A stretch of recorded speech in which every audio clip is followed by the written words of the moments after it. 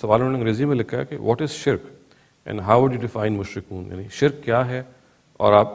مشرکون کو کیسے ڈیفائن کریں گے، یہ مشرکین کون ہوتے ہیں؟ یہ دو الگ الگ چیزیں ہیں. ایک چیز یہ کہ شرک کیا ہے. شرک کی تعریف یہ ہے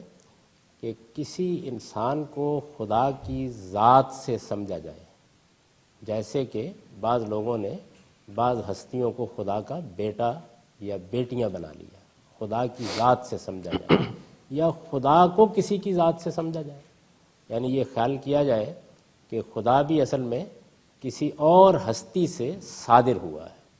تو یہ شرک ہو جائے گا. اسی طرح اس کا ایک دوسرا پہلو یہ ہے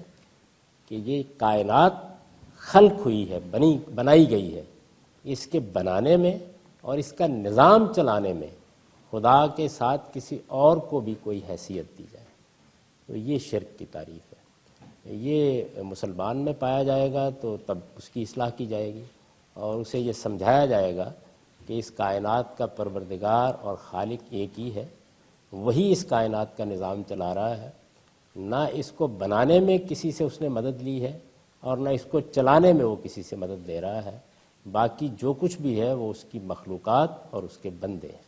جب یہ بات سمجھائی جائے گی تو اس کو توحید کہا جائے گا، یعنی یہی وہ چیز ہے کہ جس کی دعوت دینے کے لیے خدا کے پیغمبر آئے ہیں، انہوں نے انسان کو یہ بتایا.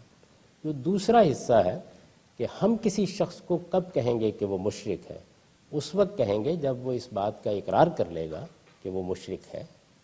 اس سے پہلے ہمارے ساتھ اس کی گفتگو ہوگی، اس کو ہم مشرک کا لفظ استعمال کر کے الگ نہیں کر سکتے، کیونکہ اگر وہ یہ کہتا ہے کہ میں توحید کو مانتا ہوں اور کوئی ایسی بات کر رہا ہے جو ہمارے نزدیک شرک ہے،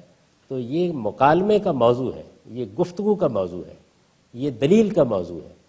وہ جب خود یہ اقرار کر لے گا کہ میں سمجھتا ہوں کہ خدا کے شریک ہیں، اسی وقت اس کو مشرک کہا جا سکتا ہے. اسی سے یہ سوال پیدا ہوتا ہے کہ ہمارے یہاں ایسے کرسچنز ہیں وہ حضرت عیسیٰ کو خدا کا بیٹا مانتے ہیں،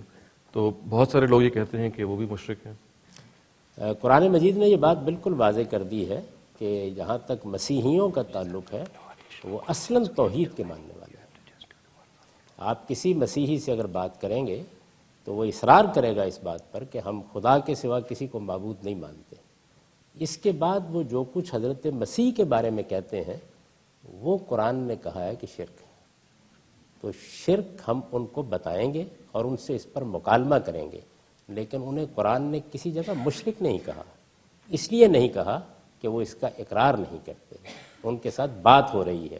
یعنی انہوں نے ایک ایسی بات کو مان لیا ہے جو حقیقت میں غلط ہے، لیکن اس کی غلطی ان پر واضح نہیں ہو رہی. تو قرآن نے ہمیں یہ سکھایا ہے کہ جب تک کوئی شخص خود کسی بات کا اقرار نہیں کر لیتا، اس وقت تک آپ اسے کوئی لقب نہیں دے سکتے.